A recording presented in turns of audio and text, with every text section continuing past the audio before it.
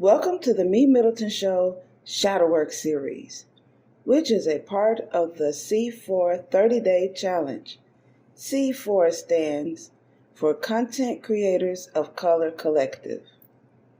For each day during the month of February, we will go over a shadow exercise topic to help us take a necessary look at the not so pleasant yet important side of ourselves that we have hidden in the shadows.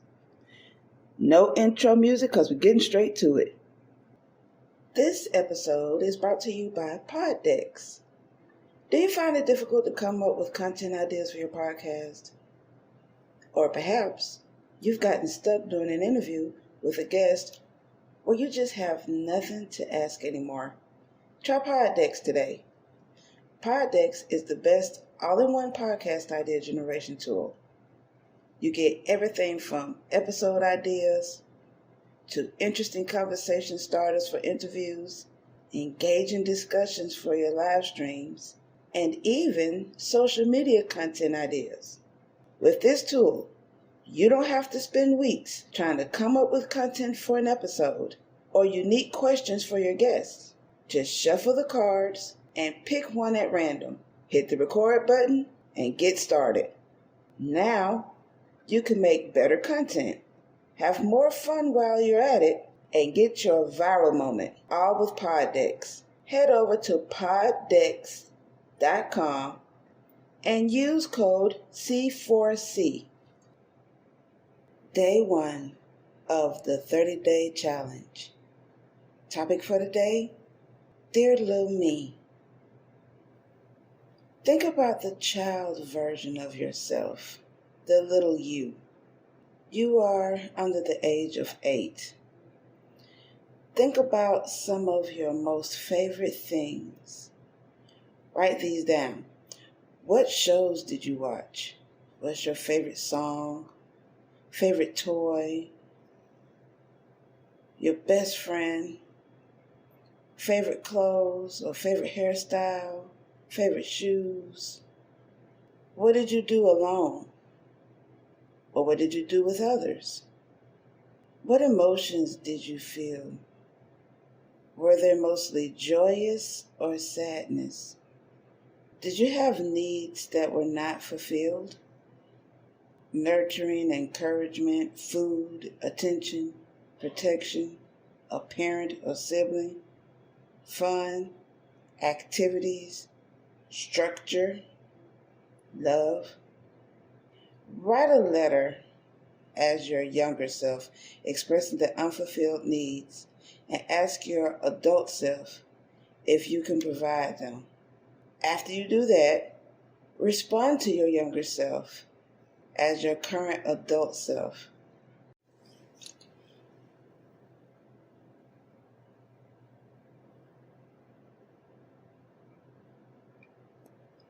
So when I was younger, I was the entertainer.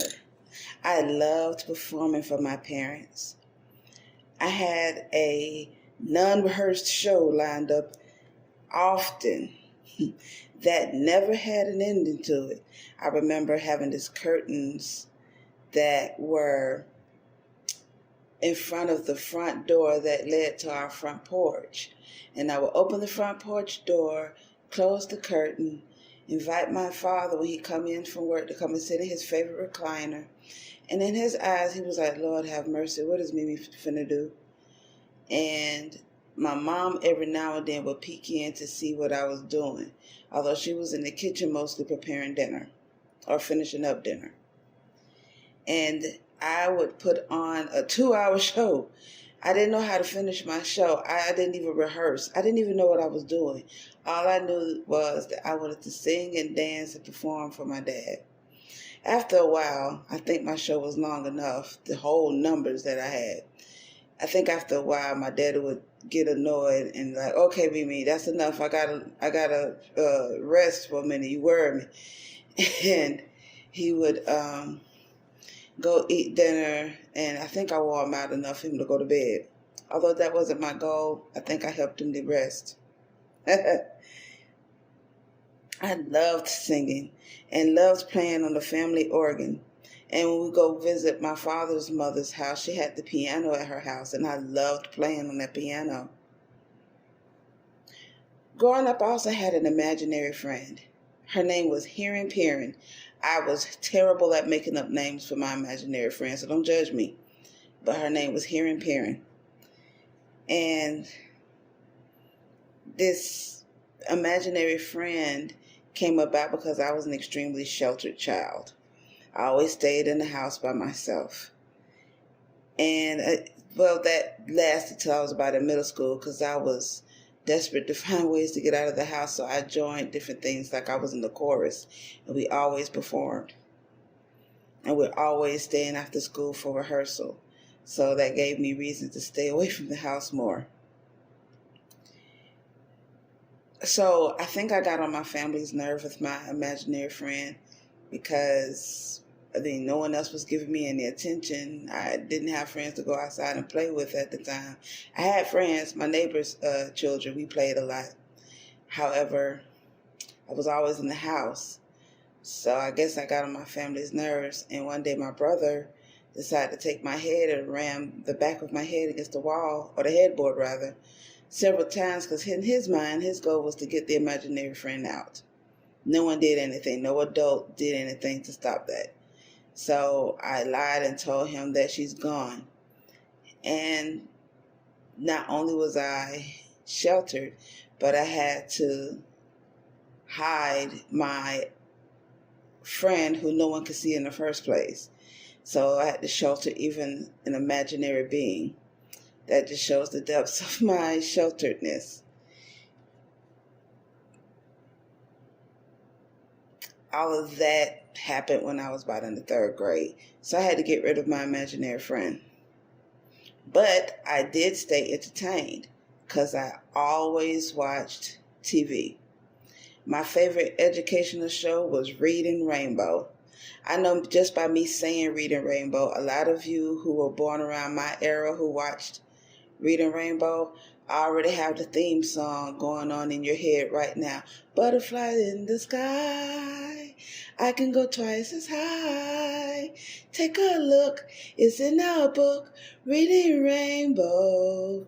And I know a lot of y'all went on ahead and finished singing the rest of the song. I can go anywhere. Friends to know and ways to grow, Reading Rainbow. Yeah, and I know y'all going to keep on finishing the rest of the song. I can be anything. Take a look, it's in a book, Reading Rainbow. Reading Rainbow, Reading Rainbow. That was my joint. Yeah, I guess I had to finish it off too. Blaming it on y'all. My bad. But that was my favorite educational show to watch. I watched many others like Electric Company, 321 Contact, and of course we grew up on Sesame Street. That was one of my first educational shows ever to watch.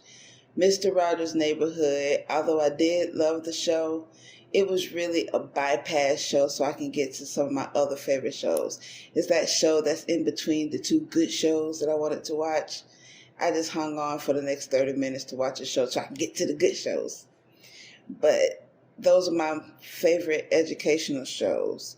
My favorite regular, like cartoons, I was a huge fan of Thundercats and Transformers, Voltron, and Jam. Jam is truly outrageous. Julie outrageous. Oh my good Lord, that was my jam. Jam was my jam. Ha. And when I did have a chance to go outside and play with the neighborhood children, we would play dodgeball, 1, 2, 3 red light.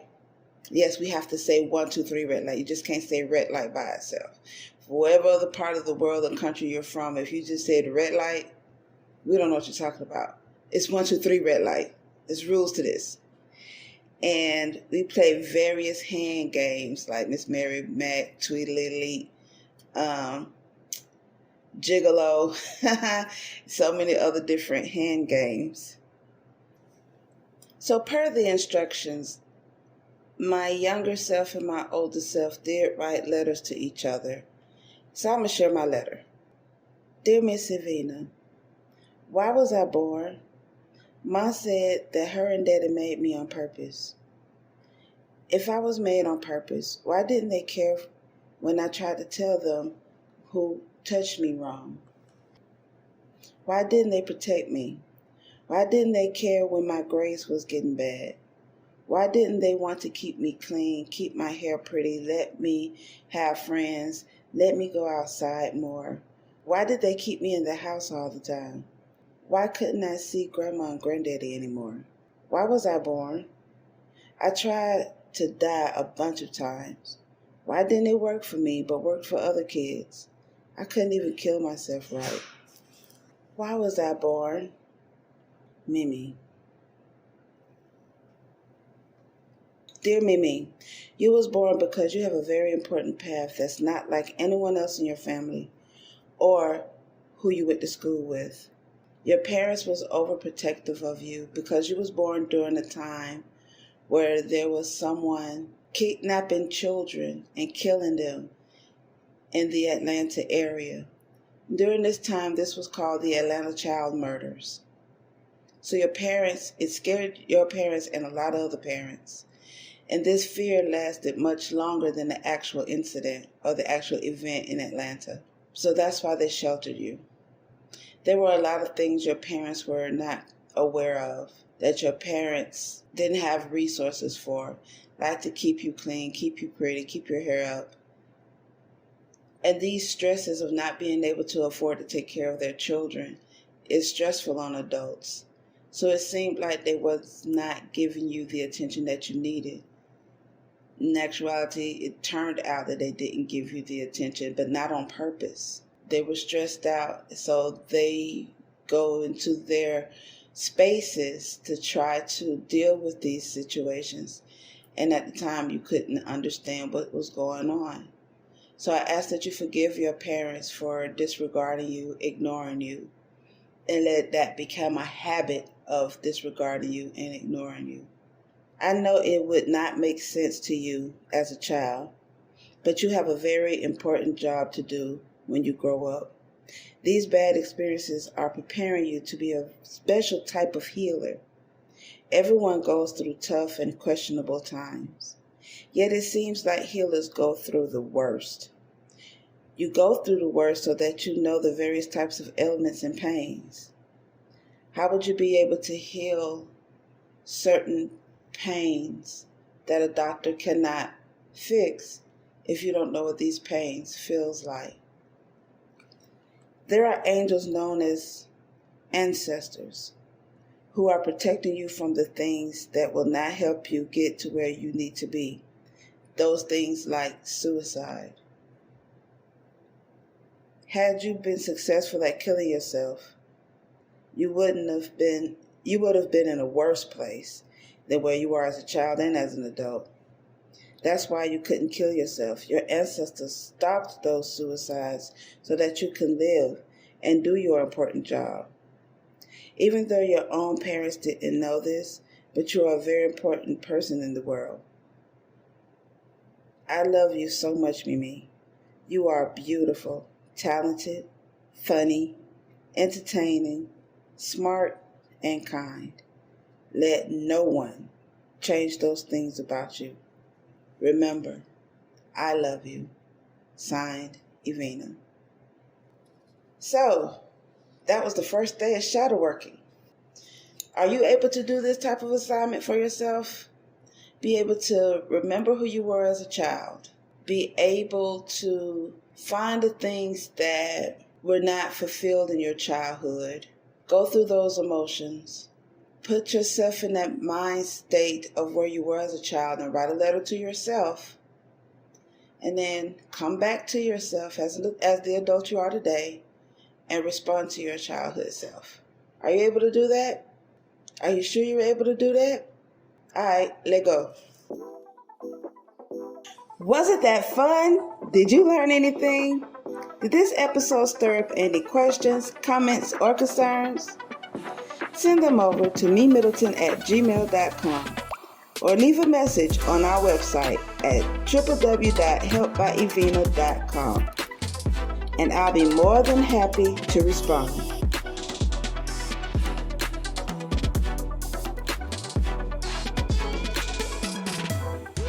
Check out our bonus content by becoming a patron. There are 4 different patron tiers to choose from. This is to help upgrade our equipment. So, don't miss out on exclusive episodes and wonderful rewards for your patronage.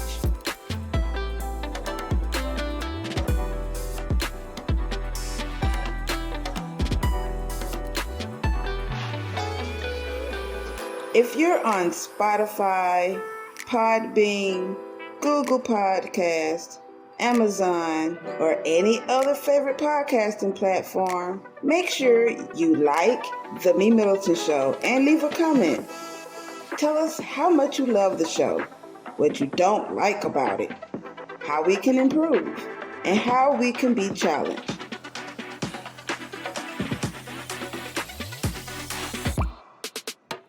If you're listening to The MeMyddleton Show on YouTube, make sure you comment, like, click on the subscribe button and the notification bell to be the first to get the newest episode. And remember, proper prior planning perfectly promotes persistent productivity and proud, pristine performances. Now, get out there and perform. Until next time.